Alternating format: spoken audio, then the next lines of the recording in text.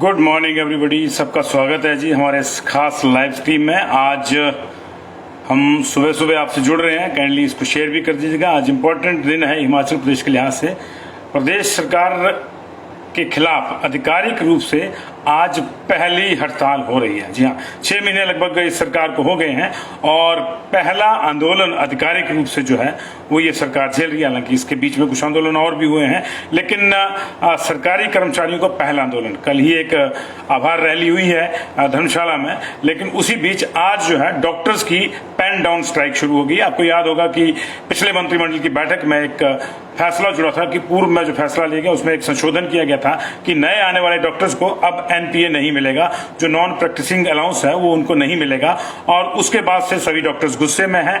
निश्चित तौर से इसका जो खमियाजा हो हम लेटर ऑन हमें ही भुगतना पड़ेगा, लेकिन डॉक्टर्स गुस्से में हैं। उन्होंने इस पर आपत्ति जताई थी तो एक बैठक भी बुलाई गई थी स्वास्थ्य मंत्री धनीराम शांडिल के द्वारा। हालांकि पहले दिन तो उनको पता ही नहीं था कि एनपीए बंद भी हो गया है और ये गजब की बात थी। खुद वो कैबिनेट मिनिस्टर हैं और कैबिनेट में वो थे भी शायद उसमें, और इसके बावजूद अगर उनको नहीं पता है तो बड़ी दिलचस्प बात थी। और इसके बाद जो परसों उन्होंने मीटिंग बुलाई थी उसमें भी कोई फैसला नहीं हो पाया और वो बड़े सामान्य ढंग से डॉक्टर्स को यही विश्वास दिलाते रहे कि ऐसा कुछ नहीं हुआ है, ये सब सुनी सुनाई बातें। ये दिलचस्प है। एक और जो है वो एक तरफ लिखित रूप में अधिसूचना जारी होगी और दूसरी रूप और जो है कैबिनेट मिनिस्टर कह रहे हैं कि सुनी सुनाई बातें हैं। तो मुझे नहीं पता कि ये क्या सिचुएशन है क्या नहीं। शांडिल जी के स्वास्थ्य की कोई समस्या है या कोई उनकी उम्र के साथ जो चीजें आती हैं वो आती हैं। सामान्य व्यक्ति हैं, सैनिक रहे हैं, उनका पूरा सम्मान है, लेकिन ये चीजें इस तरह से नहीं चलती हैं जिस तरह से वो चलाना चाह रहे हैं। और यही वजह है कि उसका जो खमियाजा है अब आज आम पब्लिक को भुगतना पड़ेगा।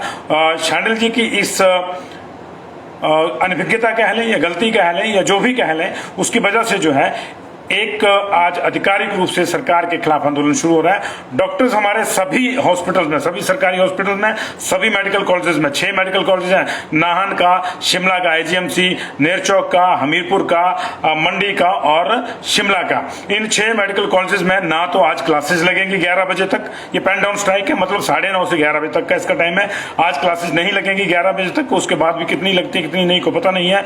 इसके अलावा जो हमारे तमाम डिस्ट्रिक्ट हॉस्पिटल हैं, सीएचसी है, पीएचसी है, जहां जहां डॉक्टर पोस्टेड है, सब सेंटर्स में नहीं है पोस्टेड डॉक्टर्स, वहां डॉक्टरों की पोस्टें नहीं है शायद, तो जहां जहां डॉक्टर पोस्टेड है वहां डॉक्टर सुबह 9:30 बजे नॉर्मली हॉस्पिटल खुल जाते हैं, वहां 11 बजे तक कोई भी जो पेशेंट्स हैं, नॉर्मल पेशेंट्स, उनको अटेंड नहीं करेंगे। इमरजेंसी रहेगी, इमरजेंसी की सेवाएं निर्बाध रूप से चलेंगी, लेकिन यदि किसी को अपनी सामान्य रूप से जांच करवानी है, कोई इमरजेंसी नहीं है, तो जो है उसको ये परेशानी आएगी। अगर पर्ची भी बनवानी है टेक्निकली तो आप बनवा लीजिए, पर क्योंकि उस स्टाफ की जो है वो स्ट्राइक नहीं है, लेकिन टेक्निकली 11 बजे से पहले जो है वो पर्ची भी नहीं देखी जाएगी। तो ये दिक्कत लोगों को आएगी निश्चित तौर से, क्योंकि इमरजेंसी के केसेस जो है 10 से 15% ही होते हैं।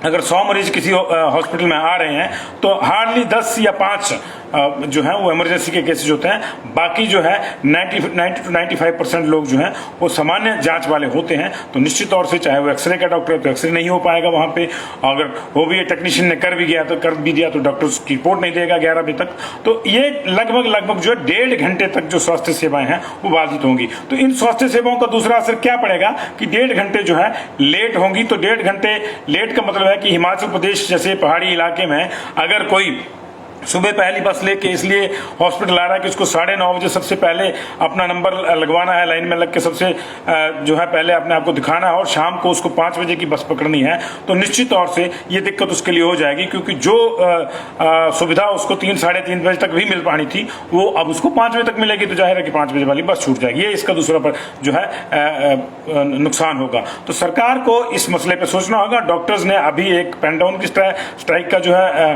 आह्वान किया है, उन्होंने कॉल दी है इसकी, लेकिन ये आगे बढ़ गया मामला तो निश्चित तौर से जो है दिक्कत हो जाएगी।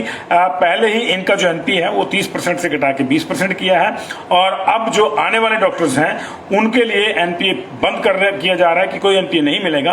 और उसी को लेकर जो तमाम डॉक्टर्स की जो एसोसिएशन है वो इकट्ठी हो गई है। सरकार से भी उन्होंने बातचीत करी थी, अभी मुख्यमंत्री के साथ उनकी कोई बातचीत नहीं हुई है, स्वास्थ्य मंत्री के स्तर पर बातचीत हुई है और उस पर मामला सुलझा नहीं है। तो आज की मैं आपको व्यवस्था बता दूं कि अगर वैसे तो हम चाहते हैं कि कोई बीमार ना हो, लेकिन लेकिन ये भी संभव नहीं है। तो अगर कोई हॉस्पिटल जा रहा है अपनी जांच के लिए तो इमरजेंसी सेवाएं तो किसी भी समय आपको उपलब्ध रहेंगी, लेकिन अगर सामान्य जांच के लिए आप जा रहे हैं तो थोड़ा सा ये ध्यान रहे कि 11 बजे से पहले आपको डील नहीं किया जाएगा, यानी कि 1.5 घंटे का बैकलॉग जो है उसमें खड़ा हो जाएगा। तो उसी हिसाब से अपना जो है शेड्यूल बनाएं और उसी हिसाब से आप जो है आपको जो है सुविधा मिलेगी। बहुत बहुत शुक्रिया इस जानकारी के लिए, और हमारे तमाम संवाददाता दूसरी तमाम जगहों से जो है आपको दिन भर अस्पतालों का हाल भी दिखाते रहेंगे, ताकि आपको ये भी आइडिया लग जाए कि वहाँ व्यवस्थाएं किस तरह से हैं, किस तरह से नहीं है।